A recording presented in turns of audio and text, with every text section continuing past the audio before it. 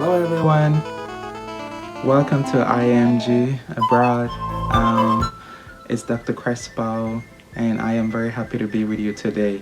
Today we're going to talk about something very important, but before we dive into this today's subject, please, I would like you to push on the subscribe button right below somewhere. Push on the subscribe button, like it, and please share this video. Many other international medical graduates around the world to know what it is like to practice or to take part in the health system in Japan.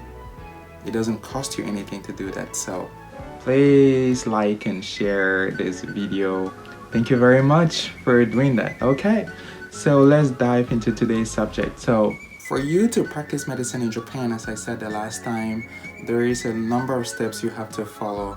So the first thing to do would be send your documents to the Ministry of Health, Labor and Welfare.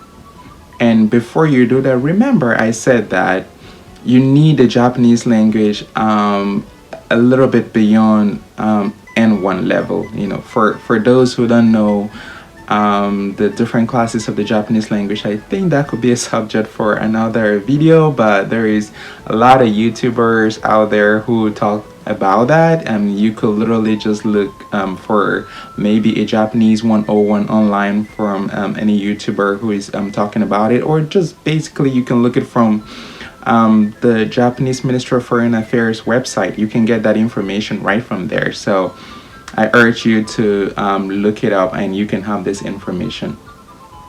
Moving on, you have to send your documents to the Ministry of Health, Labor and Welfare. Of course, knowing that you're very good in Japanese, because the Japanese language certificate is part of that dossier, they will evaluate it. All right, they will evaluate it and they will get back to you to see that your documents are conform. First of all, your medical school has to be in the medical registry for medical schools in the world. So your medical school has to be recognized by the Japanese government. Else, you know, your documents are not going to move past this initial screening or control process. So you must have graduated from your medical school back at home and get certified in your home country to work as a doctor. So you must show proof of that. That's the second thing that you must do. Third, you must show that you can speak the Japanese language, which is a third and very, very important thing.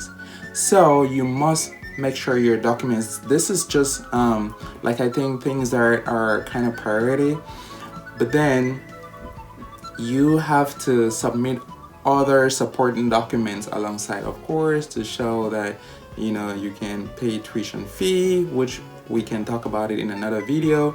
But documentation submission is usually done around July. Okay, so you submit your documents to the Japanese Ministry of Health, Labor and Welfare in July, and they screen it, and then they will give you the result in about August. So generally it takes them about 1.5 months or 2 months for them to do the screening. So within this time, what do? You should be around the country trying to improve your language more. Liaising with medical doctors here in Japan is very important. And then here comes a very, very important and big part. Okay, you have to do a job hunting. Job hunting in Japan is kind of equivalent to matching in the US system, where you actually go for job interviews, in different hospitals. You file an application to those hospitals, they set up an interview, they accept your application after studying it, and you have to show confirmation, of course, that you've submitted your documents with the Ministry of Health, Labor and Welfare in Japan. After the different schools study your file, if they confirm it, then they say, oh, okay, we are inviting you for interview. And different universities have really way different ways of conducting their interview. There is no harmonized or a fixed way of doing it. I think it's same like in the US or in the UK, where there is no fixed way. Every hospital or university center, they conduct the interview as they want. So generally, with the pandemic, some hospitals have been doing like online interviews. But in previous years, it was in person. So you have to go there and you see the medical doctors themselves and you talk with them. All right, it was in person. The next thing is that some of the centers actually make you write an exams. All right, they actually, make you take a test on that day. So that permits them to, evaluate your medical knowledge, your expression of that medical knowledge using the Japanese language, and also the your clinical knowledge, interaction with patients, in terms of culture, and making sure that there is you can easily blend in, because culture is something which is very important here in Japan, and you really have to take into account that once you start practicing as a physician, because there's a lot of people who go through a lot of cultural shock. This could be a whole nother topic for another video, but today I'm not going to dive into that. After that, if a school like you and they interview you and you pass the interview, they tell you, oh, so it's conditional. All right, conditional, because if your documents get rejected or thrown away by the Ministry of Health, Labor and Welfare, you lose that position. And that's not it. Number 2, you have to pass a national Japanese medical licensing exam. That is very important, and I'm gonna leave the link in the description box below, so you can check it out on this website and you can know exactly the kind of documentations they want, and if there's been any update up to now. Things keep changing. It's the dynamic and the kinetics is very rapid these days with COVID-19. So once you pass your interview and pass the document screening, so once you pass your interview and you pass your document screening with the Ministry of Health, Labor and Welfare, reserve a spot in the hospitals, then you're good to go. So you register for this exam. Next thing and most important thing you have to know is that this exams is usually taken in let's say November. So one important thing you have to know, that this exams is usually written in November. And then, by November, you must have had the result, of course, because remember, the Ministry of Health gives you the information or the feedback about your dossier in August, September. So you have a little bit of time, to put your stuff together, and then you sit in for the exams in November. Usually in November, once you've sat in for these exams, the results are usually released in March. So from November to March, they have to correct it and, make sure everything is okay. And they give you the results in March. And then you can start school in April. A little bit of comment. And finally, if you pass the exams, congratulations. Yeah. Congratulations. You can get into the residency program and you train for 2 years as a junior medical doctor in any of the programs that must have chosen you, or that must have accepted your dossier or your documents. So you will then proceed to start your junior residency training, and training as a junior resident, it's for 2 years. Now the Japanese medical system might have sounded weird, like you're doing job hunting or equivalent of matching before you get the result. We know that in the US, normally you get your result if you've passed, if you've cleared the steps of the exam. So in Canada, if you've cleared the QE 1 and NACOS key, and then that's when you can do the job hunting, right? But in Japan, you have to do job hunting and to try to reserve a spot while waiting for your results or your screening process. All right, so that is it. But it's fairly usually stressful, but you can go through it very easily.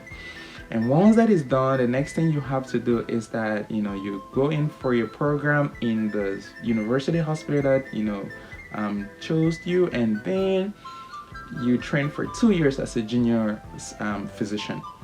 And in Japan, there is internal medicine, which is compulsory.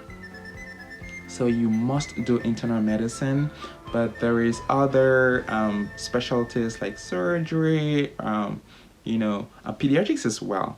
But then like ups and gyn's, it's not compulsory, it's not obligatory. Those are, you know, elective.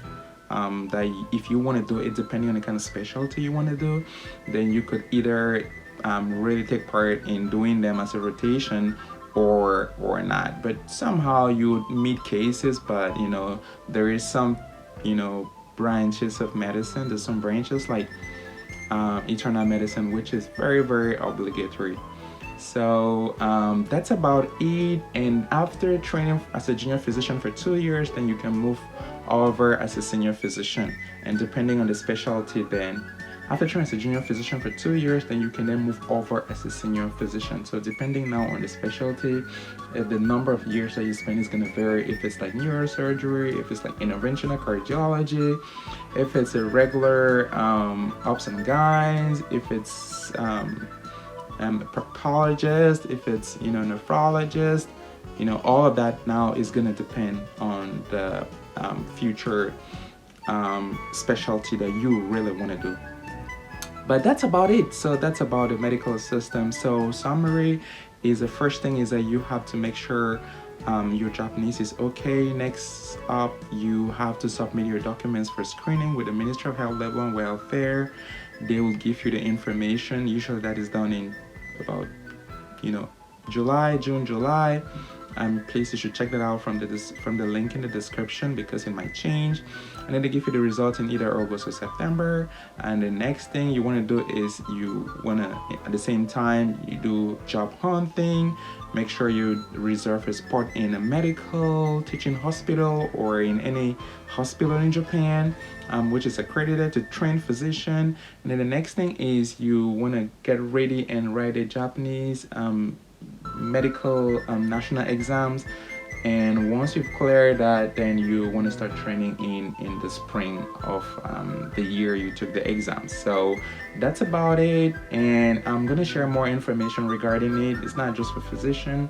I'm going to share information regarding other pathways. You know, this is if you're an IMG who cannot go through this pathway, what are alternatives as practicing or having private practice. But one thing you got to remember, Japan uses the national health system, insurance system, and there is about 100% of everyone living in Japan should use that. You know, if you're in private practice, then you have just about 1 or 2% of people who are like tourists or foreign companies who want to use some kind of premium health insurance system. Then they can be your clients. But nonetheless, those exist, and you know, there is a pathway to get into that, and I'm gonna talk about that in another video. But for today, this is what happens in Japan. Stay tuned, check the description box below, and you'll find the links. You can click on them, and it's gonna take you directly to the website, and you can get this information live, or the updated information as of today. So thank you very much, ladies and gentlemen. Please like, share, and comment. If you have any questions, put them down. I'm gonna respond to them once as I can. And thank you very much.